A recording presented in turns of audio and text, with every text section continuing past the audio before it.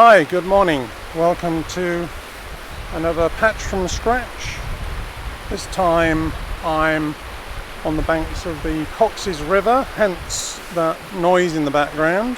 I thought last time I quite liked the occasional bird sounds and such like, so I thought I'd try and incorporate sounds of nature into a performance. We're on the banks of the river, but there is a road about half a kilometre away, so it's occasionally we'll get some traffic. But kind of what I want to do is use, particularly when I go in performance mode, is use the sound of the river and the traffic as an integral part of the piece. I'm not sure excuse me, how that's going to work. It's in the morning, so the sun is sort of still rising, so I'm hoping this shaded area here remains shaded. I've sort of checked the way the sun's going. But anyway, so yeah, I'm also thinking of using the MIDI features of the my module, because just to get straight into the technical side, the Godspeed and the Disting both have the ability to take MIDI in and then pass it on. So using like a stereo lead, I can use 3 modules and the PolyCinematic on 3 channels from the QuNexus to create quite quickly something you know, which isn't to do with CV necessarily.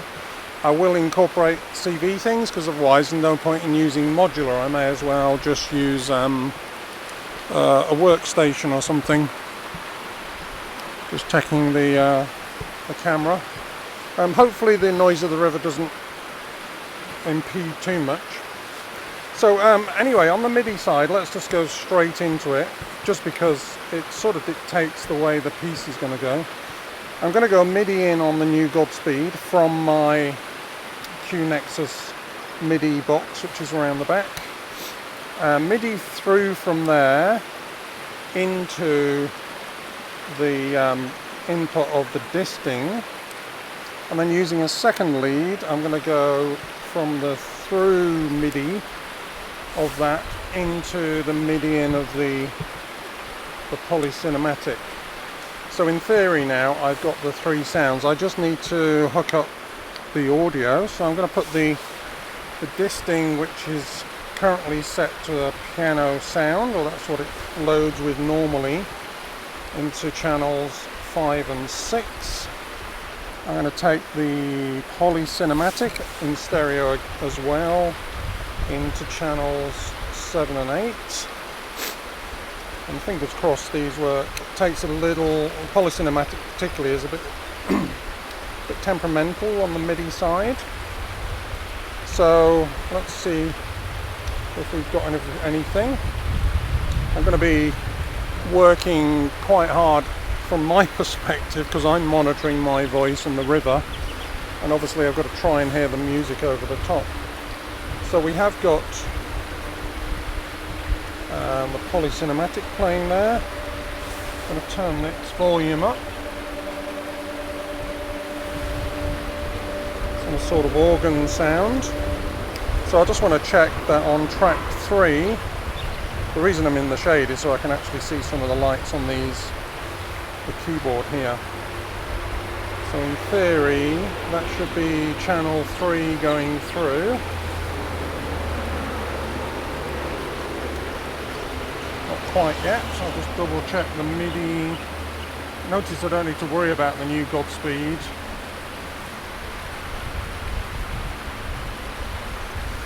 Playing.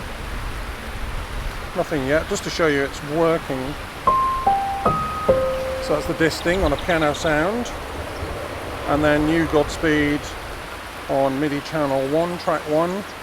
Obviously needs hooking up to an audio input, so we'll put that one, the sine wave output, onto channel 1. Oops. Which is great. So it's just the PolyCinematic as usual misbehaving. So it's channel 3, just double check it's on channel 3, yes it is. Nothing yet.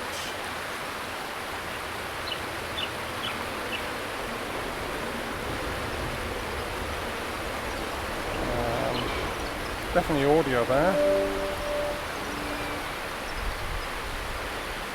So it's a bit temperamental, just double check the MIDI channels. Oops. MIDI channel 1, 2, 3. Okay, one more. I'll actually get just a MIDI channel 1 track going and playing. So this is just channel 1 going into there. It's quite useful just to have a reference point. So if I set this to MIDI channel 1. So that is playing on channel 1. Good. Sorry, it's a bit boring all this. So see if we've now got 3. Good. So we've now got the 3 channels of MIDI going through this system, and like I said, it's not particularly modular,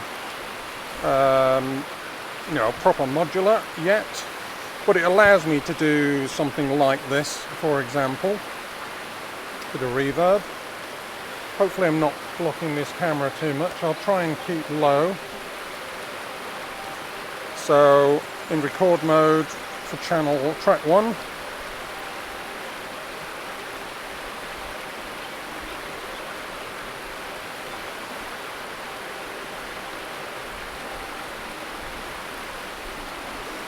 Then I can go to track 2, put a piano on, something low perhaps. I need to fix the volumes in a second. I might go a bit lower, put it into record.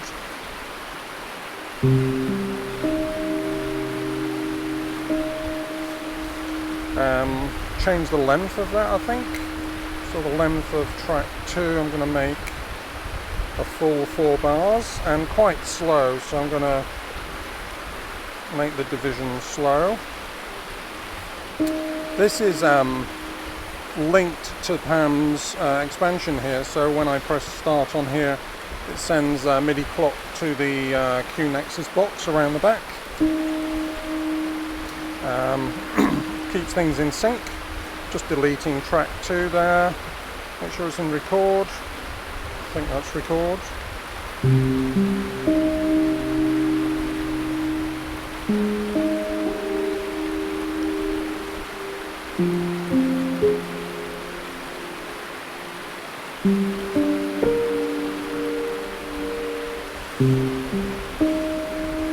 Right, and then track 3.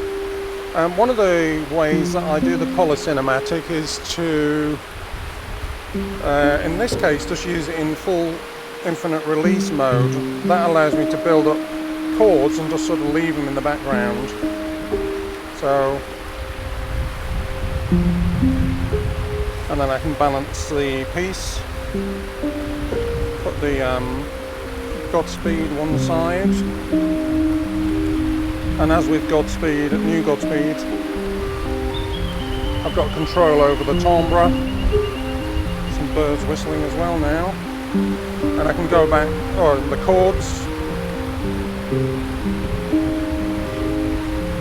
just adding extra notes to the bed if you like.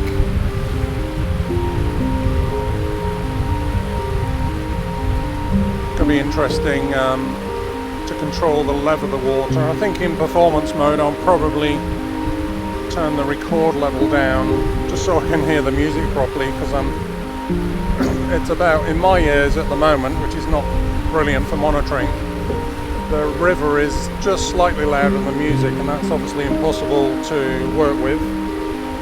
So it's hard to work on the subtleties. So what I'll do in performance is just drop the level of the mic, so the music is a bit more up there. I'm having to have it quite loud at the moment for my voice, so it's going to come out. It's particularly on one side. I'm using the Zoom Q8 4KM, or N4K, which is has a stereo mic on the top. Anyway, back to the music. So to delete all those, I can just take the infinite release off the PolyCinematic, track 2, delete the piano, track 1, delete the new Godspeed, which has a tendency to stay in infinite sustain mode or playing all the time, so just have to work on the volume of that one. I'm not sure which is going to be the main camera for this one. I think it's probably going to be the GoPro over here, so I'm going to try and do most things left-handed so you get a clear view of what's going on, and just use the right hand for playing perhaps. Right, what other things can I have?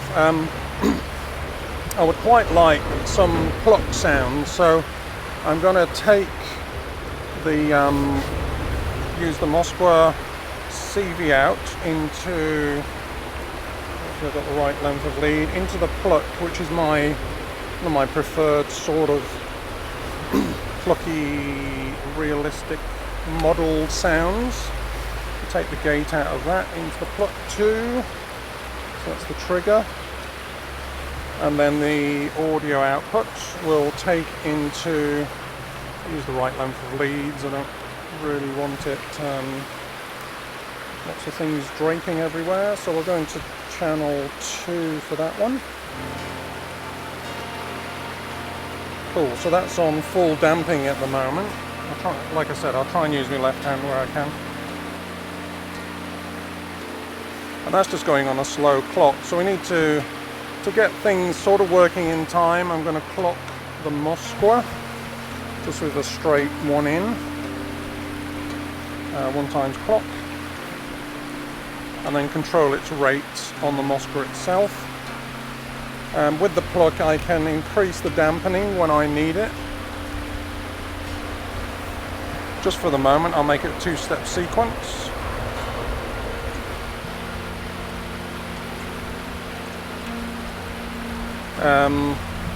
So that should be in time with the MIDI.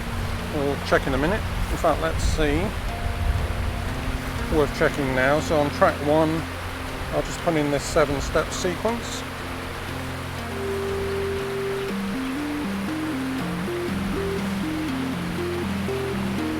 Yeah, they're in sync. This is currently running at 120 BPM. So that's good. And then I can slow it down to half speed, 3 times speed drop, divided by 3, sorry, I should use the right terminology. A bit of a cough.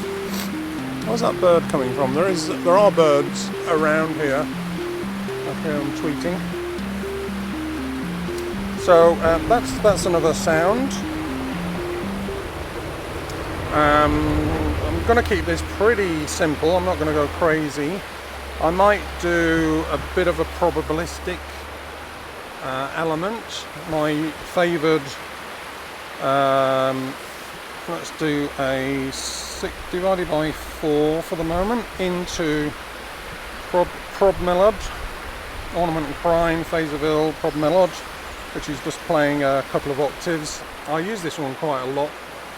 I'll put it into a modulated Pony VCO just to get my lovely sort of clarinety sound, which I tend to use a lot at the moment. It's probably a phase I'm going through. So that one should be in tune. The nice thing about the Pony VCO, it does stay in tune.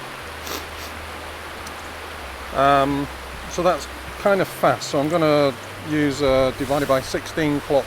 This expander's pretty useful from Pam's Pro, just because it's got like divided by 4, divided by 16, times 4, times 2, the main 1 clock, which just frees up all of these. I'm probably not going to use them for much. Sorry, the other clocks in Pam's, but just for now it's pretty useful. So we need to modulate the timbre of that one. So I'm just going to use a unipolar, which is nearby. So a unipolar slowish one into the timbre. and then keep the timbre low here, so it's just going to go up from very low and then back again just to hear it. I'll go into a faster one. Okay, that'll do a slightly lower octave. See if it's in tune with the piece. So that's as usual a C minor bass thing. Right, so that's so the pony in channel 3 here is just a flavour. The pluck into channel 2 likewise is a flavour I can just pull in as part of the performance. I want to keep it nice and slow. It is an ambient-ish piece with natural sounds around. Hopefully I'll be able to do some aerial footage around here because it's a legal fly area, but just check it's recording. Yep.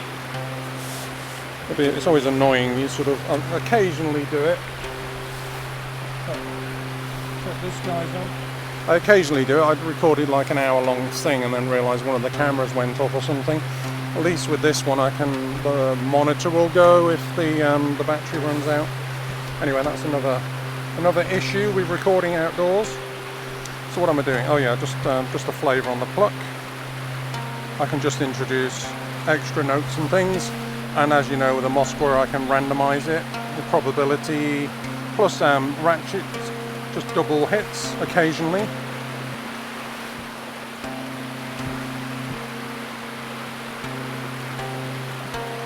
So the gates are kind of random as well. So that might be nicer higher up, and with the Moskwa I can just tune the range up, the octave range, the spread of notes as well. That might be a nice one to start with, it's very ambient, and then slowly introduce the MIDI things, already thinking about the piece. Other types of modulation, I think it'd be nice to have something on the Godspeed. I might set that up for later use, just so I know it's there, just to put it into the timbre. Just to have one sort of next to it. So that should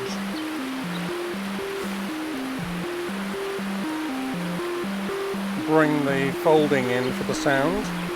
It also means, you know, if I get a bit heavier later, I can change the sound, obviously with the audio down, change the sound of the Godspeed and put the modulation into the FM index, which produces quite a harsh, heavy sound.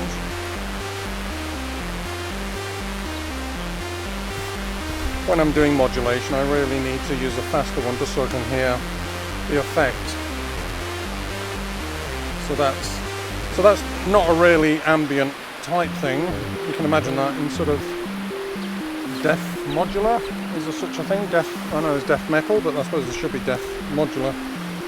But yeah, I'll leave that sort of ready. It just reminds me during a performance that I've got a modulation on tap. The piano is self-contained. I don't really need to do a lot with that one. It's in stereo. There's a bit of reverb. Oh yeah, my usual delay trick. Take a 1.3 clock from Pam's into the FX8 XL, so that when there's something rhythmic, it's being spread around in stereo. I'm going to leave this legato, which is the smoother sound, for the moment.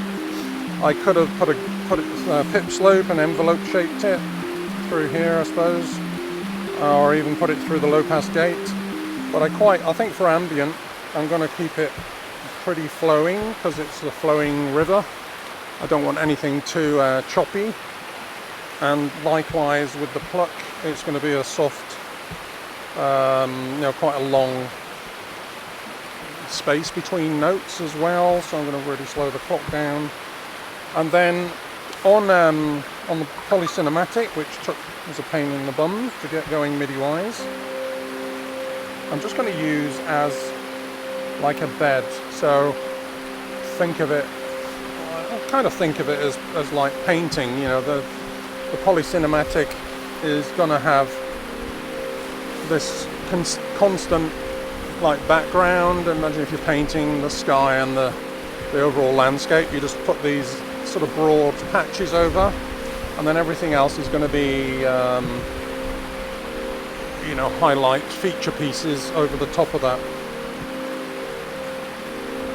And oh yeah, let's modulate the filter on this one, because if it's going to be there quite a lot of the time, I'm going to need some sort of modulation. So I'm going to take just a fast bipolar for the moment into the VCA here, which I use as an attenuator on occasion if I'm not using for other things, just so I can control the amount of modulation going into the filter.